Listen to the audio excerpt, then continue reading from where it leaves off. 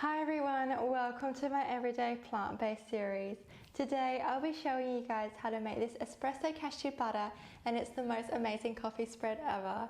The best thing about it is because it's homemade, we can adjust and fine-tune the sweetness, espresso intensity, and even add in a chocolate flavour to make it a mocha spread.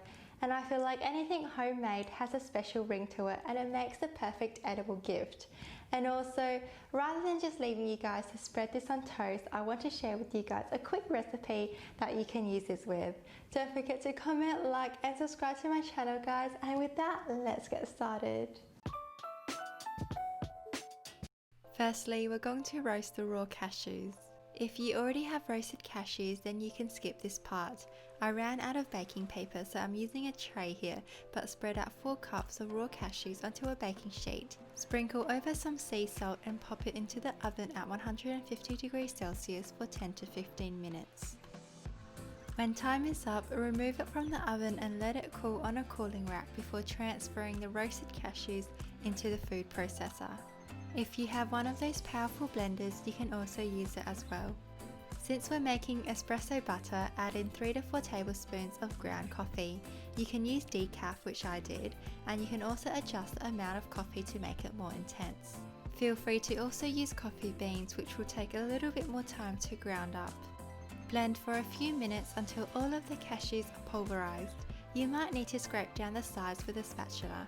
Blend it again, and now it's basically up to you how long you want to blend it for. The longer it's processed, the smoother and oilier it will be, because it's bringing out all the natural oils from the cashews. I usually let it sit for around 3 to 4 minutes until it's quite smooth before adding in 2 teaspoons of coconut oil. This helps speed up the process. The mixture will start to clump up into one big piece, but don't worry, it will smooth out again later.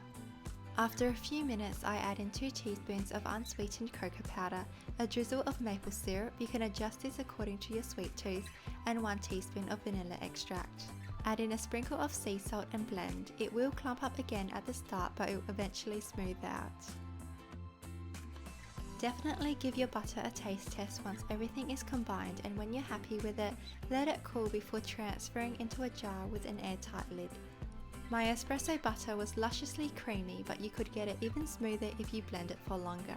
You can also add in some extra coconut oil to make it more spreadable and creamy. And there you go, guys, this is my homemade espresso butter that is basically a coffee in a jar. Before you go though, I want to show you guys a quick recipe that you can make with this espresso butter other than just spreading it on toast. On a working surface, dust over some flour and lay down a sheet of vegan puff pastry. If you're using frozen pastry, make sure it's thawed. Spread the butter in the middle of the pastry like this and fold the sides in. Mine was not quite in the middle, but that should be okay. Cut the pastry into 2 to 3 centimeter strips. On each strip, cut a line down the middle, leaving the pastry attached at the top. Fold and twist the pastry together, and you can leave it like this if you want to, but then I rolled it up to create knots. These puff pastry knots are the perfect bite-sized pieces. Do the same to all of the strips until they're all used up. Make sure to press the pastry together at the bottom so it sticks together. Pop them into a baking tray or even a muffin pan and bake them at 180 degrees for 25 to 30 minutes until they're a beautiful golden brown. You can also brush some melted vegan butter over the top to bring out the buttery flavours. When it's done, let it cool before eating it. I like to dip it again in the espresso butter as well.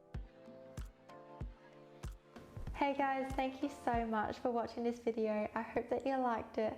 I've included both of the recipe in the description box below. I've written it all out just so it's easier for you guys and you guys don't have to go back and forth with the video. Anyway, thank you so much for your support. We have noticed a huge rise in our subs, so thank you so much. I will see you guys in the next video.